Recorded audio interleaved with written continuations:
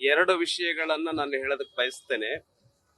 ಒಂದನೇದು, ಮೊನ್ನೆ ಕ್ಯಾಬಿನೆಟ್ ನಲ್ಲಿ ಸ್ಥಳೀಯ ಸಂಸ್ಥೆಗಳಿಗೆ ನಗರಸಭೆ, ಪುರಸಭೆ, ಪಟ್ಟಣ ಪಂಚಾಯತ್, ಗ್ರಾಮ ಪಂಚಾಯತ್, ಜಿಲ್ಲಾ ಪಂಚಾಯತ್, ಮಹಾನಗರ ಪಾಲಿಕೆ ಮತ್ತು BBMP ಇವುಗಳಿಗೆ ಬ್ಯಾಲೆಟ್ ಪೇಪರ್ ಮೂಲಕನೇ ಚುನಾವಣೆಯನ್ನ ನಡೆಸ್ತೀವಿ ಅಂತ ಸರ್ಕಾರ ನಿರ್ಧಾರ ಮಾಡಿದೆ ಕ್ಯಾಬಿನೆಟ್ ನಲ್ಲಿ.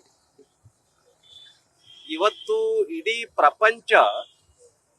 ಪ್ರಪಂಚದ ಬಹುತೇಕ ರಾಷ್ಟ್ರಗಳು EVM ಮಷಿನ್ ಮೂಲಕ ಚುನಾವಣೆಯನ್ನ ನಡೆಸುವಂತ ಕೆಲಸ ಮಾಡ್ತಾ ಇದ್ರೆ, ನಾವು ಬಹಳ ಹಳೆ ಪಾರ್ಟಿ, ಇಡೀ ದೇಶವನ್ನು ಹೆಚ್ಚು ವರ್ಷಗಳ ಕಾಲ ಆಳದಂತ ಪಾರ್ಟಿ, ಇಡೀ ದೇಶದ ಎಲ್ಲ ರಾಜ್ಯಗಳಲ್ಲಿ ಹೆಚ್ಚು ವರ್ಷಗಳ ಆಳದಂತ ಪಾರ್ಟಿ ನಾವೇ ಅಂತ ಹೇಳ್ಕೊಳ್ಳುವಂತ ಕಾಂಗ್ರೆಸ್ ಮತ್ತೆ ಪುರಾತನ ಕಾಲದ ಕಡೆಗೆ ಹೋಗ್ತಾ ಇದೆ, ಶಿಲಾಯುಗದ ಕಡೆ ಹೋಗ್ತಾ ಇದೆ.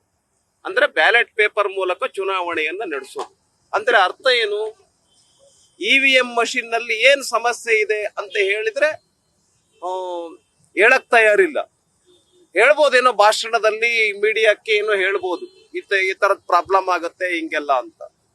ಈಗ EVM ಮೂಲಕನೇ 136 ಸೀಟ್ಗಳನ್ನ ಗೆಲ್ಲೋದ್ರ ಮೂಲಕ ಕರ್ನಾಟಕ ರಾಜ್ಯದಲ್ಲಿ ಅಧಿಕಾರಕ್ಕೆ ಬಂದಿದ್ದಾರೆ ಕಾಂಗ್ರೆಸ್ನವರು.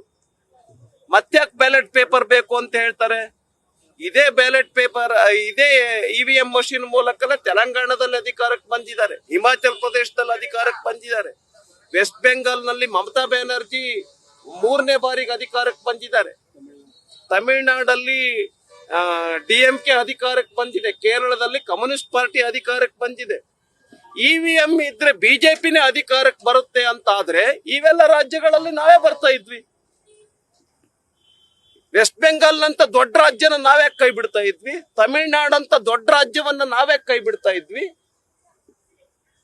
ಹಾಗಾಗಿ ನಮ್ಮ ಕಾಂಗ್ರೆಸ್ಗೆ ಒಂದ್ ಸ್ವಲ್ಪ ನಾಚಿಕೆ ಬರಬೇಕು, ಸ್ವಲ್ಪ ನಾಚಿಕೆ ಆಗ್ಬೇಕು.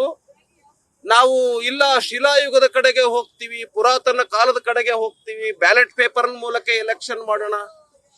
ಎಷ್ಟ್ ದಿನ ಕೌಂಟಿಂಗ್ ಮಾಡೋದು? ಅಧಿಕಾರಿಗಳ ಪರಿಸ್ಥಿತಿ ಏನಾಗತ್ತೆ? ಸರ್ಕಾರಿ ನೌಕರರ ಪರಿಸ್ಥಿತಿ ಏನಾಗತ್ತೆ?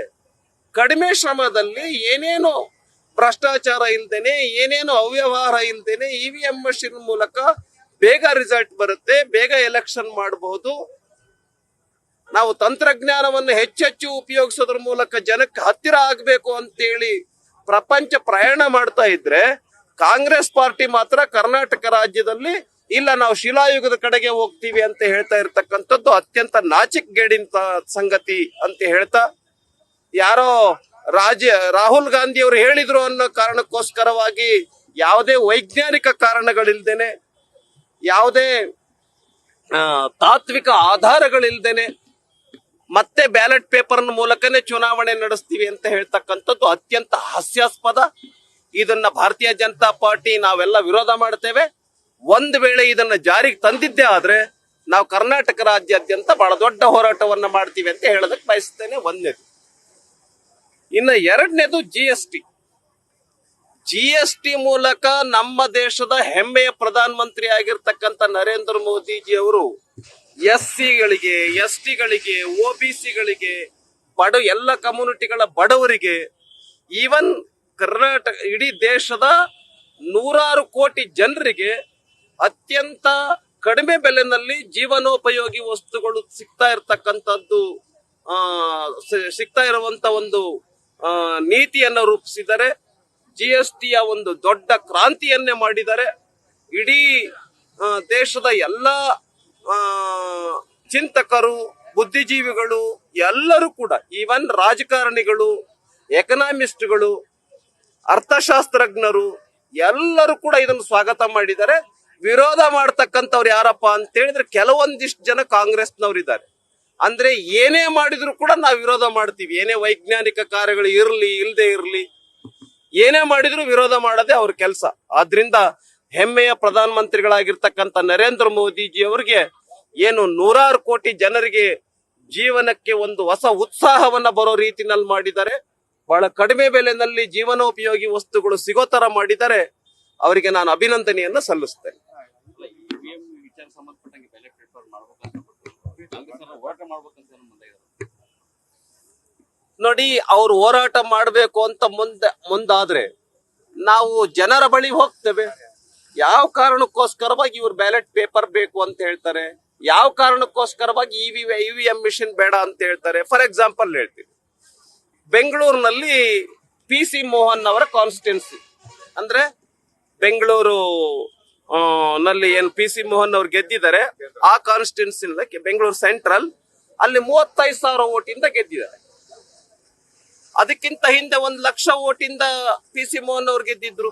ಈ ಸರಿ 35,000 ಓಟಿಂದ ಗೆದ್ದಿದ್ದಾರೆ. ಅಂದ್ರೆ 70,000 ಓಟು ಬಿಜೆಪಿಗೆ ಕಡಿಮೆ ಆಯ್ತು. ನಾವ್ ಹಂಗಾದ್ರೆ ಇವಿಎಂ ಬೇಡ ಅಂತ ನಾವ್ ಹೇಳ್ಬೋದಲ್ಲ. ಒಂದೇ ಮನೆಯಲ್ಲಿ ಒಂದೇ ಅಡ್ರೆಸ್ಗೆ 80-90 ಓಟ್ ಇದ್ವು. ಅಂತರದನ್ನ ಇದ್ ಮಾಡ್ಬಿಟ್ಟು ನೀವು ಅದನ್ನ ನಿಲ್ಸಿ. ಯಾರು ಬೇಡ ಅಂತ ಹೇಳ್ತಾರೆ? ಈಗ ಉದಾಹರಣೆಗೆ ರಾಹುಲ್ ಗಾಂಧಿ ಅವ್ರನ್ನ ಗೆಲ್ಲಕ್ಕೆ ಬಿಡ್ತಾ ಇದ್ವಿ ನಾವು. ಇವಿಎಂ ಮಷಿನ್ ಮೂಲಕ ಬಿಜೆಪಿನೇ ಗೆದ್ದು ಬಿಡುತ್ತೆ ಅಂತ ಆದ್ರೆ ಎರಡೆರಡು ಕಡೆ ರಾಹುಲ್ ಗಾಂಧಿಗೆ ಹೆಂಗ್ ಗೆಲ್ಲಕ್ ಬಿಡ್ತಿದ್ವಿ ನಾವು? ಕೇರಳದಲ್ಲೂ ಗೆಲ್ತಾರೆ, ಉತ್ತರ ಪ್ರದೇಶದಲ್ಲೂ ಗೆಲ್ತಾರೆ ಅಂತ ನಾವ್ಯಾಕ್ ಬಿಡ್ತಿದ್ವಿ? ಹಾಗಾಗಿ ಏನೇನು ಆಧಾರ ಇಲ್ಲ. It is baseless allegation. ಯಾವುದೇ ವೈಜ್ಞಾನಿಕ ತಳಹದಿ ಇಲ್ದೇನೆ ಬುಡ ಇಲ್ದೇನೆ ಸುಮ್ಮನೆ ಒಂದು ಗೊಡ್ಡು ವಾದಗಳ ಆಧಾರದಲ್ಲಿ ನಾವು ಮತ್ತೆ ಬ್ಯಾಲೆಟ್ ಪೇಪರ್ ಮೂಲಕ ಎಲೆಕ್ಷನ್ಗೆ ಹೋಗ್ತೀವಿ ಅಂತ ಹೇಳ್ತಕ್ಕಂಥದ್ದು ಸರಿಯಲ್ಲ ಅಂತ ಹೇಳದಕ್ಕೆ ಬಯಸ್ತೇನೆ. ಅಂದ್ರೆ ಕಾಂಗ್ರೆಸ್ ಪಾರ್ಟಿ, ರಾಜ್ಯ ಸರ್ಕಾರ, ಸಿದ್ದರಾಮಯ್ಯ ಅವ್ರ ಸರ್ಕಾರ ಏನ್ ಮಾಡಿದೆ? ಗೋಕಳ್ಳರಿಗೆ, ಗೋಗಳನ್ನ ಹತ್ಯೆ ಮಾಡ್ತಕ್ಕಂಥವ್ರಿಗೆ, ಗೋವುಗಳ ಕೆಚ್ಚಲನ್ನ ಕೊಯ್ದಿರ್ತಕ್ಕಂಥವ್ರಿಗೆ, ಆ ತರದವ್ರ ಕೇಸ್ಗಳನ್ನು ಕೂಡ ವಾಪಸ್ ಪಡಿತಾ ಇದೆ. ಉದಾಹರಣೆ ಚಿತ್ತಾಪುರದಲ್ಲಿ ಕಳ್ಳತನ ಮಾಡಿದ್ರು, ಗೋವುಗಳನ್ನ ಕಳ್ಳತನ ಮಾಡಿದ್ರು, ಗೋವುಗಳನ್ನ ಹತ್ಯೆ ಮಾಡಿದ್ರು. ಆ ತರದವ್ರ ಕೇಸನ್ನು ಕೂಡ ಇವ್ರು ವಾಪಸ್ ತೆಗಿತಾರೆ ಅಂತಂದ್ರೆ, ಪೊಲೀಸರ ಮೇಲೆ ದಾಳಿ ಮಾಡಿರುವಂತ, ಪೊಲೀಸರ ಮೇಲೆ ಹಲ್ಲೆ ಮಾಡಿರ್ತಕ್ಕಂಥ ಹುಬ್ಬಳ್ಳಿ, ಶಿವಮೊಗ್ಗ, ಬೆಂಗಳೂರಿನ ಕೆಜೆಹಳ್ಳಿ, ಡಿಜೆಹಳ್ಳಿ, ಆಮೇಲೆ ದಾವಣಗೆರೆ, ಚನ್ನಗಿರಿ, ಈ ತರ ಅನೇಕ ಕಡೆಗಳಲ್ಲಿ ಏನು ಲಾ ಅಂಡ್ ಆರ್ಡರ್ ಪ್ರಾಬ್ಲಮ್ ಮಾಡಿದ್ರು, ಕಾನೂನು ಸುವ್ಯವಸ್ಥೆಗೆ ತೊಂದರೆಯನ್ನ ಮಾಡಿರ್ತಿರು. ಆ ತರದವ್ರ ಕೇಸನ್ನ ಇವರು ತೆಗೆದಾಕ್ತಾ ಇದ್ದಾರೆ. ಯಾರು ಹಿಂದೂ ಕಾರ್ಯಕರ್ತರಿದ್ದಾರೆ, ಹಿಂದೂ ಗಣೇಶೋತ್ಸವ ಮಾಡೋದಕ್ಕೆ ಡಿಜೆಗೆ ಪರ್ಮಿಷನ್ ಕೊಡಬೇಕು ಅಂತ ಹೋರಾಟ ಮಾಡಿದ್ರೆ ಅವ್ರ ಮೇಲೆ ಕೇಸ್ ಹಾಕೋದು, ಮತ್ತು ಕಾಂಗ್ರೆಸ್ ಸರ್ಕಾರದ ವಿರುದ್ಧ ಹೋರಾಟ ಮಾಡಿದ್ದಕ್ಕೆ ಕೇಸ್ ಹಾಕೋದು, ಈ ತರದವನ್ನೆಲ್ಲ ಸರ್ಕಾರ ಬಿಡಬೇಕು ಅಂತ ಆಗ್ರಹ ಪಡಿಸ್ತೇನೆ. ಛತ್ರಪತಿ ಶಿವಾಜಿ ಮಹಾರಾಜರು ಅಫ್ಜಲ್ ಖಾನ್ ವಧೆ ಮಾಡುವಂತಹ ಫ್ಲೆಕ್ಸ್ ಅನ್ನ ಏನ್ ಹಾಕಿದ್ರು, ಅದನ್ನ ಬದಲಾವಣೆ ಮಾಡಲಾಯಿತು. ಅದನ್ನ ನಾನು ಇತ್ತೀಚೆಗೆ ನೋಡಿದೆ. ಗಡಿಪಾರು ಮಾಡ್ಬೇಕಂತ ಚಿಂತನೆ ನಡೀತಾ ಇದೆ ಅಂತ ಕೇಳಿ ಬರ್ತಾ ಇದೆ. ನಾನು ಪೇಪರ್ ನಲ್ಲಿ, ಟಿವಿ ನಲ್ಲಿ ನೋಡಿದೆ. ಫಾರ್ ಎಕ್ಸಾಂಪಲ್, ಔರಂಗಜೇಬ್ ಈ ದೇಶಕ್ಕೆ ಏನು ಕೊಡುಗೆ ಕೊಟ್ಟಿದ್ದಾನೆ? ಔರಂಗಜೇಬನನ್ನು ಯಾಕೆ ವಿರೋಧ ಮಾಡಬಾರ್ದು ಈ ದೇಶದಲ್ಲಿ? ಶಿವಾಜಿಯನ್ನ ಆರಾಧನೆ ಮಾಡೋದ್ರ ತಪ್ಪ? ಔರಂಗಜೇಬನ್ನ ನಾವು ವಿರೋಧ ಮಾಡೋದ್ ತಪ್ಪ? ಶಿವಾಜಿ ಜೈ ಅಂದ್ರೆ ಇವರಿಗೆ ತೊಂದರೆ ಆಗತ್ತೆ, ಚಂದ್ರಶೇಖರ್ ಆಜಾದ್ ಜೈ ಅಂದ್ರೆ ತೊಂದರೆ ಆಗತ್ತೆ. ಸಾವರ್ಕರ್ ಸ್ವಾತಂತ್ರ್ಯ ಹೋರಾಟಗಾರರಿಗೆ ಒಂದು ಪ್ರೇರಣೆಯಾಗಿರ್ತಕ್ಕಂಥ, ಸ್ಫೂರ್ತಿಯ ಚಿಲುಮೆಯಾಗಿರ್ತಕ್ಕಂಥ ಸಾವರ್ಕರ್ ಅವರಿಗೆ ಜೈ ಅಂದ್ರೆ ಕಾಂಗ್ರೆಸ್ಗೆ ಏನ್ ತೊಂದರೆ? ಎಲ್ಲಿ ಎಷ್ಟು ದಿನಗಳ ಕಾಲ ಇವರು ರಾಜೀವ್ ಗಾಂಧಿಗೆ, ಇಂದಿರಾ ಗಾಂಧಿಗೆ ಜೈ ಅನ್ಬೇಕು? ಯಾಕೆ ರಾಜೀವ್ ಗಾಂಧಿ, ಇಂದಿರಾ ಗಾಂಧಿ ಬಿಟ್ಟರೆ ದೇಶಭಕ್ತರು ಯಾರು ಭಾರತ ದೇಶದಲ್ಲಿ ಇಲ್ವಾ? ಹಾಗಾಗಿ ಕಾಂಗ್ರೆಸ್ ಅಂತ ಹೇಳಿದ್ರೆ ಕೇವಲ ಒಂದು ಫ್ಯಾಮಿಲಿಯನ್ನ ಇಟ್ಕೊಂಡು, ಒಂದು ಕುಟುಂಬದ ಆರಾಧನೆಯನ್ನ ಮಾಡ್ಕೊಂಡೇ ಕಾಂಗ್ರೆಸ್ ಪಾರ್ಟಿ ಹೋಗ್ತಾ ಇದೆ. ಅದು ಇದೇ ತರ ಹೋದ್ರೆ ಕಾಂಗ್ರೆಸ್ ಇನ್ನೂ ತಳಪಾಯಕ್ಕೆ ಹೋಗುತ್ತೆ ಅಂತ ಹೇಳೋದಕ್ಕೆ ಬಯಸ್ತೇನೆ.